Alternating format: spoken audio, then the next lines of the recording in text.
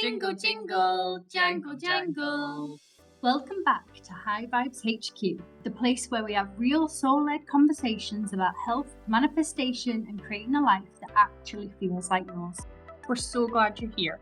Today's episode is one that comes straight from our hearts because we're pulling back the curtain on the truth about our journey from burnout to alignment. This one's for anyone who's ever felt stuck in the hustle, running on empty, chasing someone else's version of success, but deep down knew they were made for more. Our intention with this conversation isn't to give you a 5-step formula. It's to share the raw, honest moments we went through and hopefully spark something in you to reflect on your own version of freedom.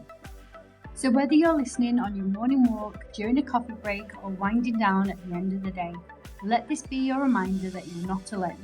And it's absolutely possible to rewrite the way you live and lead. All right, let's dive in.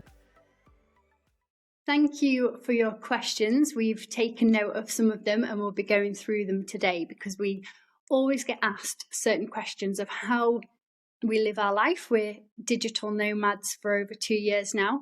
And so let's get into it. The burnout days. Oh, the good old burnout days. Did we even know we were in the burnout days? I wouldn't say so, because sometimes it takes for you to step away from something to realise how deep you were in it. Yes. Because I used to super look forward to my 1 day off, 2 days off, but by the time you got over the tiredness and just even stopping to do the washing and clean the house and stuff like that, like it was just a bit of a circle, wasn't it? Yeah, a vicious circle and no rest for the wicked kind of thing. So one of the questions is, what did life used to look like for you? Especially jobs, pressure, any feelings of disconnect? Yeah, I mean, the end goal, we've always said, like, we want our own place.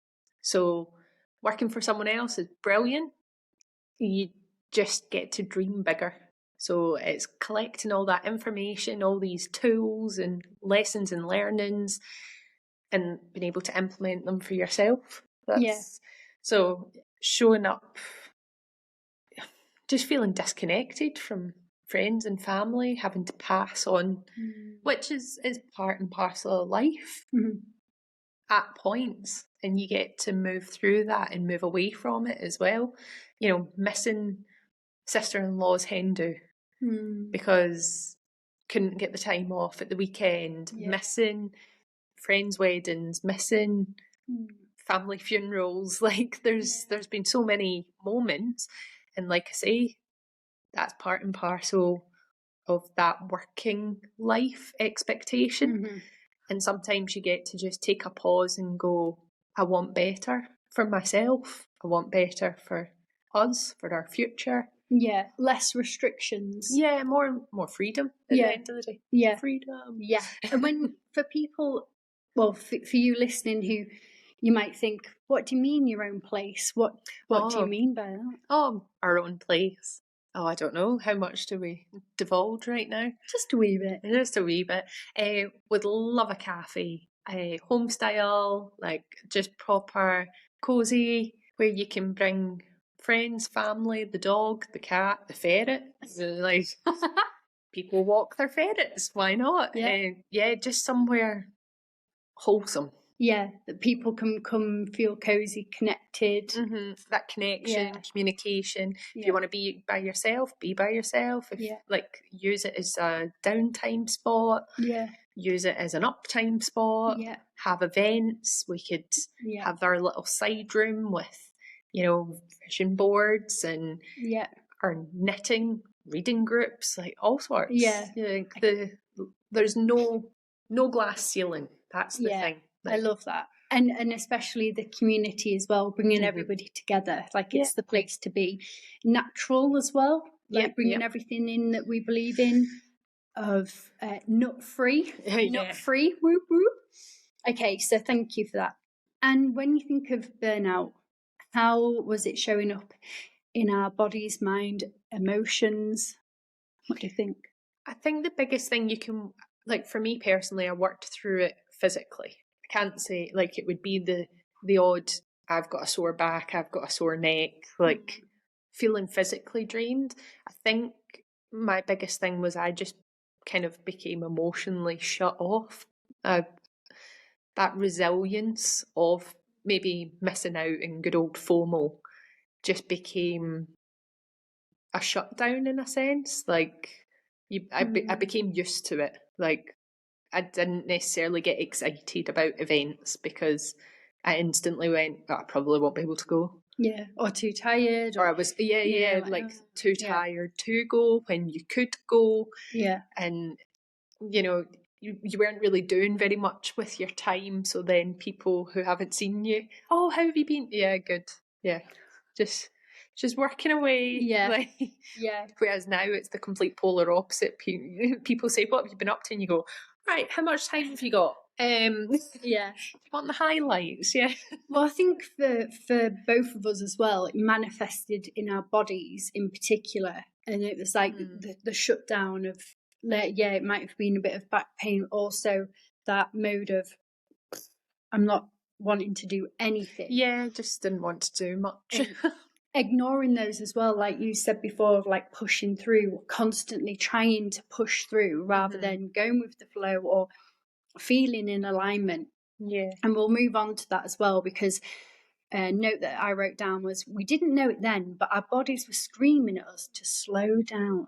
Yeah, and slowing down doesn't mean that you're constantly doing something. I'm not saying for a second that I was forever doing something. Yeah. It's just giving yourself that time. I love reading. I couldn't remember the last time I picked up a book. Yeah. And that's like an essential non-negotiable for me was I want my time. Yeah. Like even just to doom scroll. I was too tired to even do that. Down the scroll hole. Yeah, down the scroll hole. And, just taking time for yourself, however that is. Yeah, self-care. Getting out for a lovely walk and actually appreciating the walk, not just walking to somewhere because that's where you have to be. Like, getting out and connecting with nature and enjoying your time, because time isn't limitless. Like, use your time how you want to use it to the best of your abilities. Yeah. Okay, brilliant. Love it. So another question that we've got, so we had like, what was our kind of wake up call moment? So what was a pivotal moment, for example, that made you stop and reassess everything that we were doing, everything we've just spoken about? Well, I'll never forget it. And I don't think you will either. It's 7 a.m. on a cold, crisp morning, and I'd got out of bed, not feeling too great, feeling like I just wanted to hide, if I'm honest, and stay under my warm cover. And my mentor, Calvin Coyles in Perth, Australia, we were on a coaching call, and it was all about dream lifestyle and really what my and our compelling vision were and was. Is. Yeah, and that's the thing. That's why my, Rewire Coaching's tagline is live your vision, because at that moment I did feel restricted, living on somebody else's watch and, not being able to do or feel like we could do our traveling and other bits because we had these restraints. And I'll never forget someone put into the chat, because we're on Zoom, I want to be a digital nomad. And every bit of my body just lit up, and I dreamed massive and was like, that's what I want to do, and that's what we want to do. And oh my gosh, we can do this. No matter what, we can do this. And then in the moment and dreaming and really digging deeper, because we did reflections and stories, and we even started calculating how we were going to live this dream lifestyle and so on and so forth. After the call, it was then I was like, how do I not convince, enroll? Because you're always in life, you're either enrolling or being enrolled. Yep. How do I enroll you to be on the same page, on that wavelength with me, to take this huge risk really into the unknown? And that's what can usually scare people, isn't it? So putting all fears aside and starting off with that open communication and being open myself and neutral to whatever response it was. So then the second question to that, which I'd love you to answer, is your perspective of that moment and how then we navigated it as a couple. Absolute fear of what, like, one of my main things in life is I love stability. So, you know, working, you know, however many hours a week I worked equaled how much I knew I was bringing home. Yeah. Bringing bacon home or faking whatever. So yeah, like, it was that fear of lack of stability. And the again, for those who know me, I love plan A to Z twice over. So even if it's something that I know for a fact won't happen, I like to be prepared for it. And I think it's just having that emotional preparation to not feel like the rug's getting pulled. And that conversation was a rug pull. Like, you didn't expect it. That's exactly. sure. And that's not a bad thing, because, you know, that's definitely a way to awaken my reserved emotions that had been and just, you know, reconnect to everything, I guess. So yeah, like, a lot of questions, a lot of show me proof that everything's going to be all right kind of thing. Because, you know, not only was it giving up my, like I say, 9 to 5 job, also for you as well, then the flat, and then eventually giving up my car that I'd, you know, saved up for back in the day, and then slowly but surely giving up, right, do we really need these pair of shoes? Because it's not going to fit in the suitcase. So, you know, it has been amazing to just cast our minds back, 2 years and 20 days that all of this happened, and you just appreciate things. I don't mean, oh, well, it's like the film The Pianist, how the actor gave away all these worldly possessions to fully embody and embrace how someone, just a fraction of how they might have felt. I'm not saying that we've done that. Method acting. There was no acting, it was all real. The tears and tantrums were real. But yeah, like, just having that understanding and looking back, and that's what I was meaning, that I'm not saying we're living with nothing. We just appreciate what we do have even more.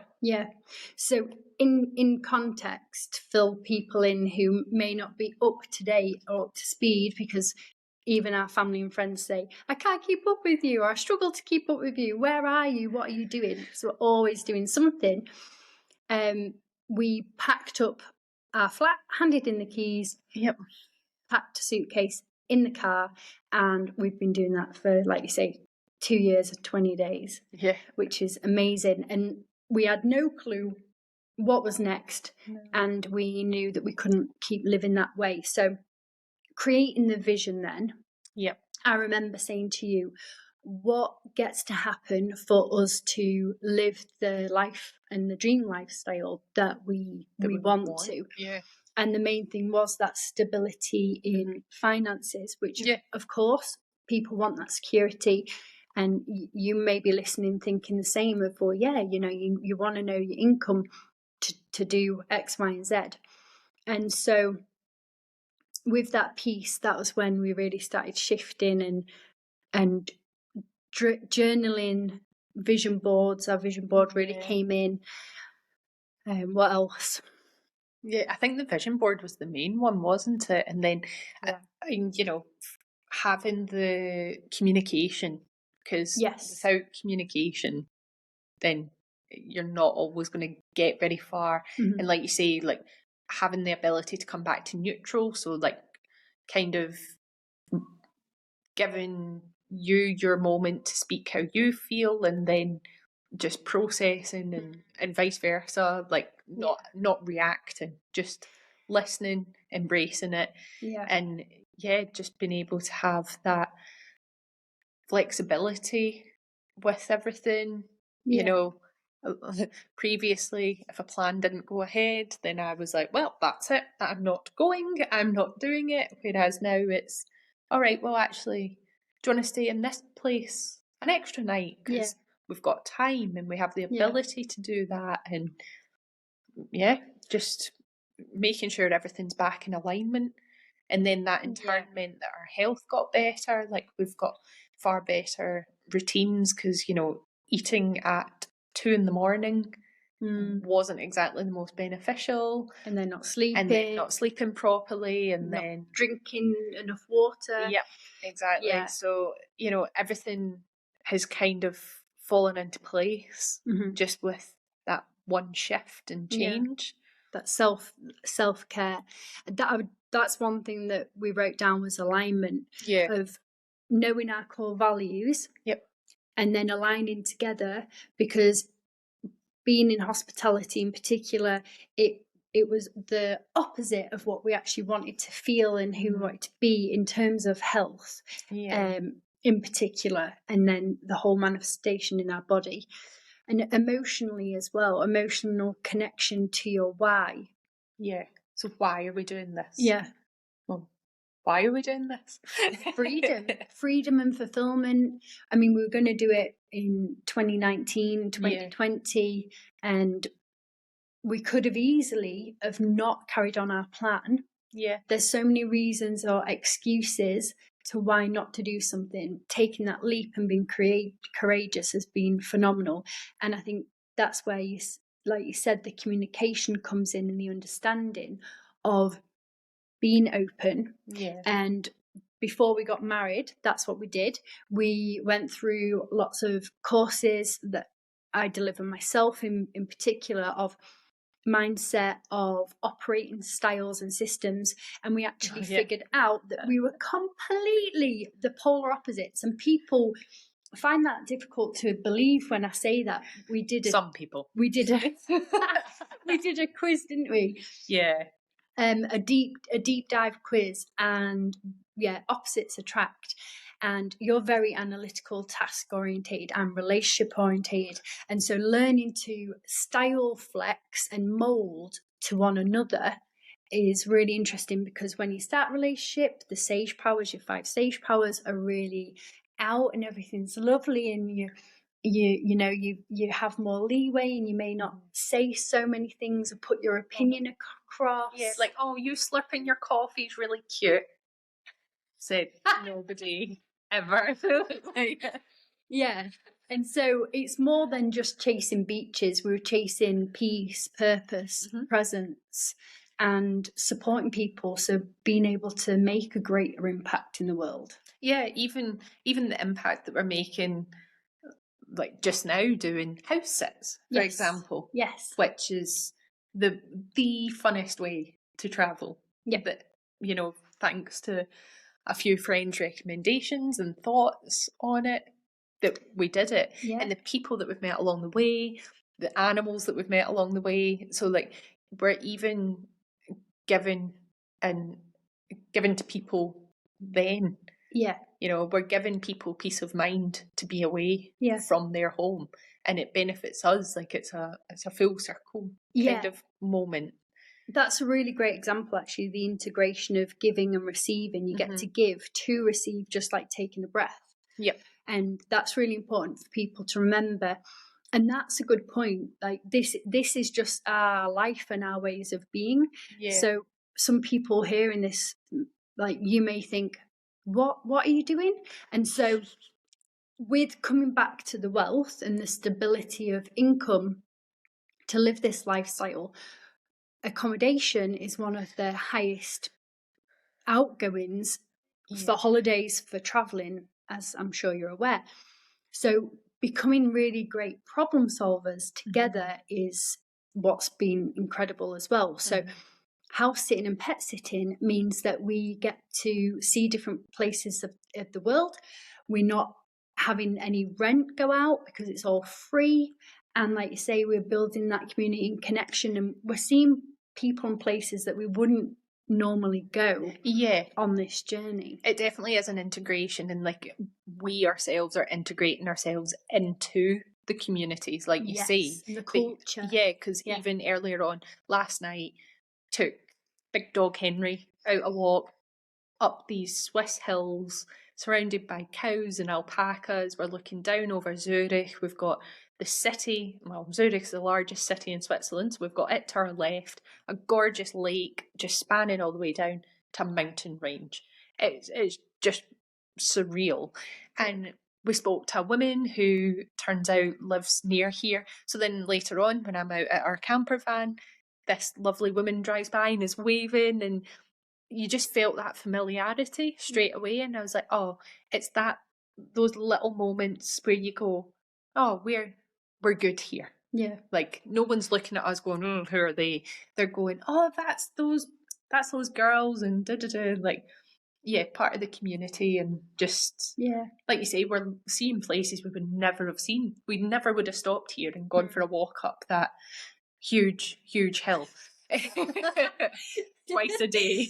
Definitely getting the health side in. Yeah, exactly, and just enjoying it while we're doing it. 100%, and getting up early and seeing the sunrise. So what is one thing that you can do today, tomorrow, weekly and monthly that brings you joy, brings you connection, whatever it is that you want to do more of? Because that's the simple thing, isn't it? Do more of what you love. And I think we can easily forget that as humans, especially being on the hamster wheel, as what we called it the other day, or Robert Kiyosaki and his wife saying about the rat race, Rich Dad, Poor Dad, brilliant book. So with that, we have a question of what's one of the scariest or fearful things that we've done on our journey, or that we've experienced. Apart from the really big hills. I mean, that could cover so many different angles, because, you know, on the realistic side of things, of when all this started out, my biggest fear is money. And it's not because I'm afraid of money. I respect money, and I'm really thankful for the way I've been brought up, that that's my personal feelings towards money. It's the fear of lack of, but what's enough? What is enough? Like, is enough? Like, how much do you need, kind of thing? At the end of the day, as long as we've got fuel in the van, all the right documentation for it, and some food, then we're good, aren't we? So there's that kind of fear. Well, can I add on to that? Because there's so many things you said there that were golden, of preparing. So being prepared, because if you're scared of the unknown, then being prepared for it, even if it is the route that you take with those big hills, or the money, so you can forward project and have that cash flow, for example.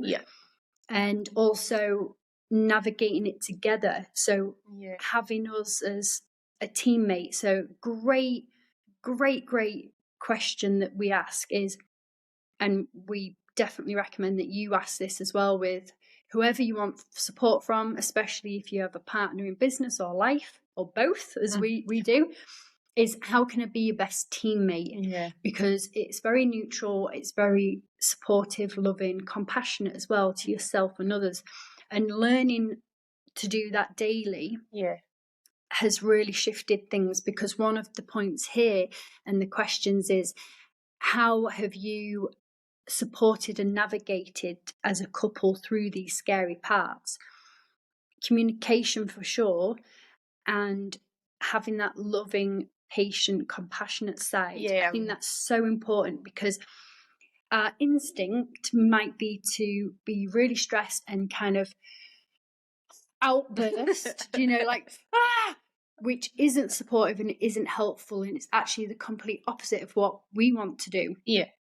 So actually just taking that moment to come to neutral and say, okay, how can I best support you in this moment? Or just being with you, it might be a hand on your arm or your leg, and reassurance of, we've got this, let's just take a moment. Like, do you want to speak through? Do you want to come back round to it later? Should we park it just now? And discuss it later on. Like we are both the exact same with stuff. Like, say for example, when we're in New Zealand, there's the Homer Tunnel that takes you to Milford Sound, and the two of us didn't speak about the fact that we didn't like the tunnel. And I mean, it's not the worst tunnel. We've been through far worse since and before. It was just the thought process of we're popping out the other side to the unknown. And neither of us spoke about it. Then we zigzagged down these hairpin roads like this, in this 30-year-old little camp converted car, Lucinda, bless her.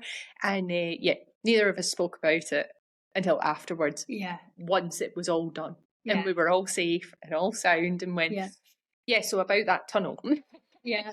So like that's a form of parking it for me. Yeah, whereas years and years ago, I might have actually vocalised that of, I'm really scared of this tunnel, I don't like it, and then practising speaking out loud and declaring things, and having that intention as well. We know about the law of attraction, law of vibration, so it's not that we're not saying it for madness. It's just holding my breath, if I'm honest.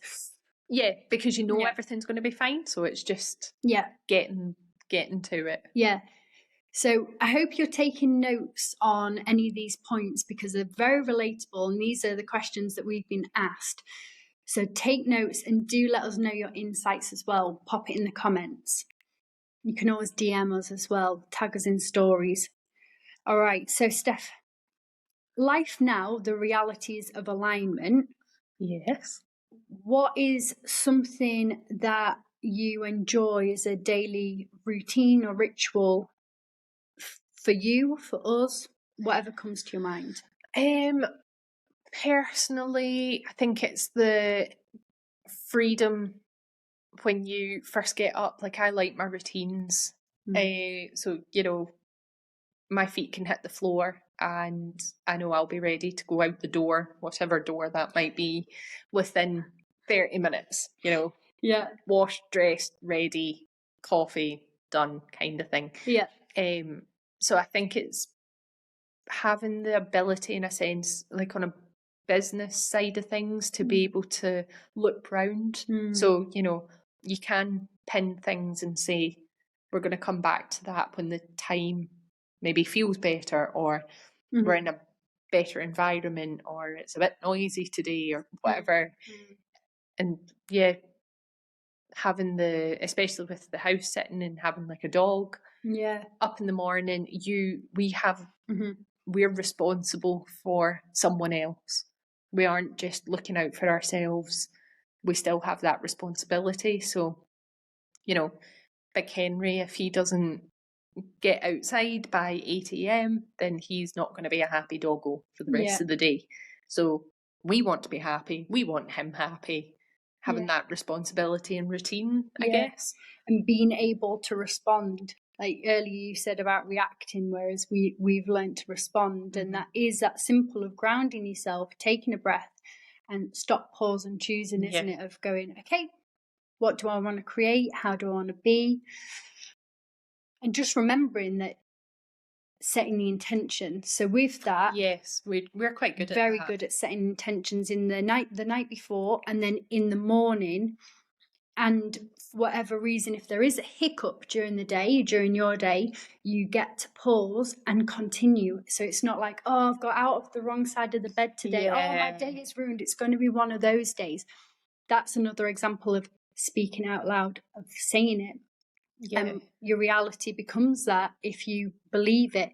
If you're saying it today, you probably believed it yesterday, and so on. So it's just noticing these shifts and patterns that you get to easily change. There's a lot of things like that. So, I was renowned for saying, oh, it's one of those days. And it didn't mean that I was negatively writing off the entire day. Whereas now it's taking that pause, like you say, and going, I'm really grateful that we do have internet, even if it does want to play funny with me right at this moment, rather than, slamming the laptop shut and chucking it out the window. because that's not going to help anybody, especially if there's anyone stood below it. But, and, there's another one.